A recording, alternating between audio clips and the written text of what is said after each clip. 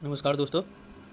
आज ये उड़ीसा का मैप है और उड़ीसा के अंदर पुरी जिला आजकल काफ़ी चर्चा में है।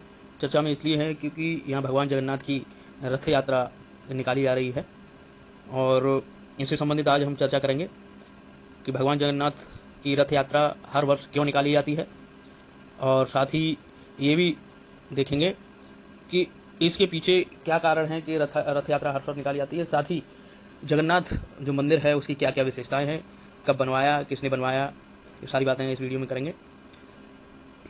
और इससे पहले जान लेते हैं कि उड़ीसा की जो राजधानी है वो है भुवनेश्वर, आपको दिख रही होगी। और जो पुरी जिला है बिल्कुल बंगाल की खाड़ी से लगा हुआ जिला है और उड़ीसा को हम ओडिशा के नाम से भी जानते हैं, कहीं कहीं इसको ये भी लिखा देखते हैं। आइए जानते हैं भगवान जगन्नाथ के बारे में। जगन्नाथ रथ यात्रा आधिकारिक रूप से उड़ीसा के पुरी में शुरू होती है। इस वर्ष यह त्यौहार 20 जून 2023 को शुरू हुआ और 28 जून 2023 को समाप्त होगा। ये 20 जून से स्टार्ट हो गया है और 28 जून तक चलेगा, यानी 9 दिन डेली हर वर्ष चलता है ये। और ये उड़ीसा के पुरी में इसकी शुरुआत हुई है। ये देखिए, ये जगन्नाथ मंदिर के अंदर की मूर्तियाँ हैं और ये जो मूर्ति है पहली वाली, ये बलराम जी की है, ये इनकी बहन सुभद्रा जी की है और ये हैं कृष्ण, जिनको जगन्नाथ के नाम से भी वहाँ पूजा जाता है। ये वैष्णव संप्रदाय को समर्पित मंदिर है। अब जानते हैं जगन्नाथ रथ यात्रा आखिर क्या है और क्यों इसकी शुरुआत हुई।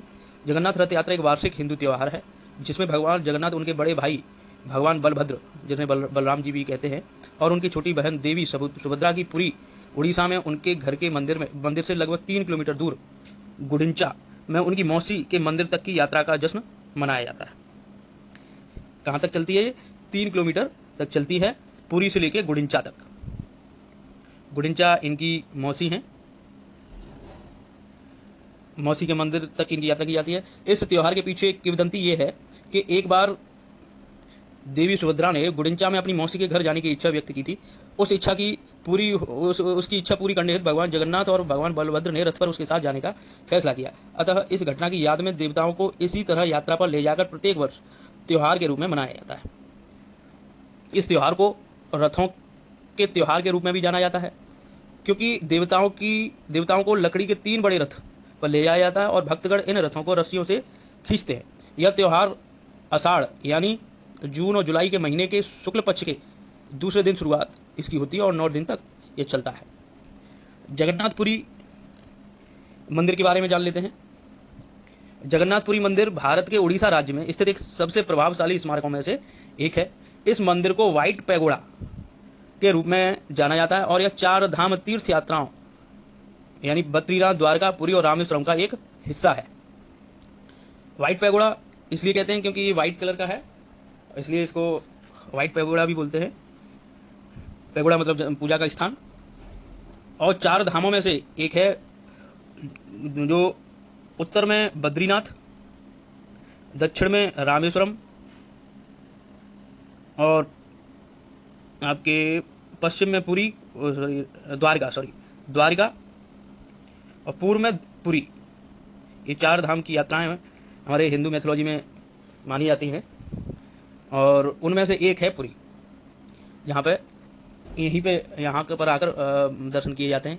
यह कलिंग वास्तुकला का एक शानदार उदाहरण है जो घुमावदार शिखर, जटिल नक्काशी और अलंकृत मूर्तियों की विशेषता के लिए विख्यात है।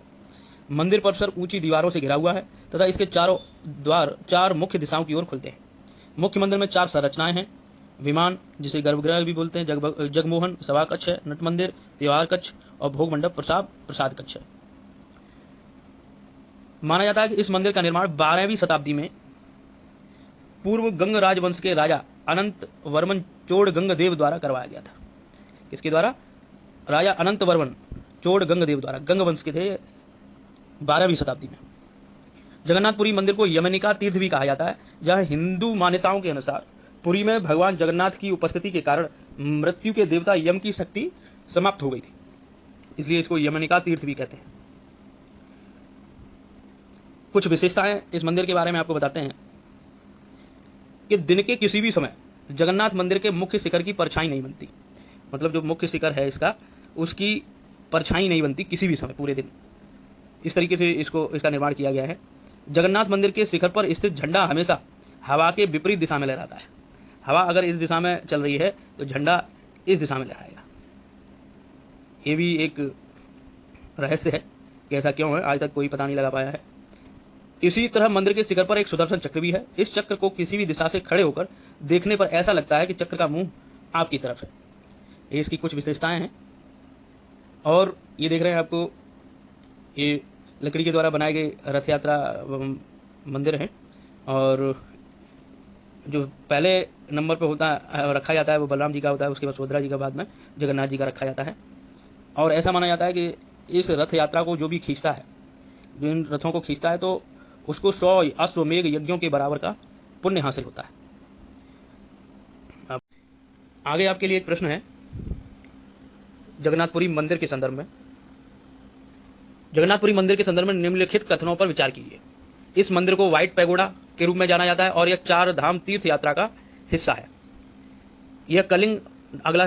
यह कलिंग वास्तुकला का एक शानदार उदाहरण है, जो घुमावदार मीनारों और जटिल नक्काशी और अलंकृत मूर्तियों की विशेषता से मुक्त है। आपको इनमें से आंसर देना है, कमेंट में लिख कर देना है। और आपको एक यहाँ पर एक प्रश्न और मैं दे रहा हूँ, ये व्हाइट पैगोडा और ब्लैक पैगोडा किसे कहते हैं, एक ये भी आपको बताना है। Black pagoda. बहुत बहुत धन्यवाद।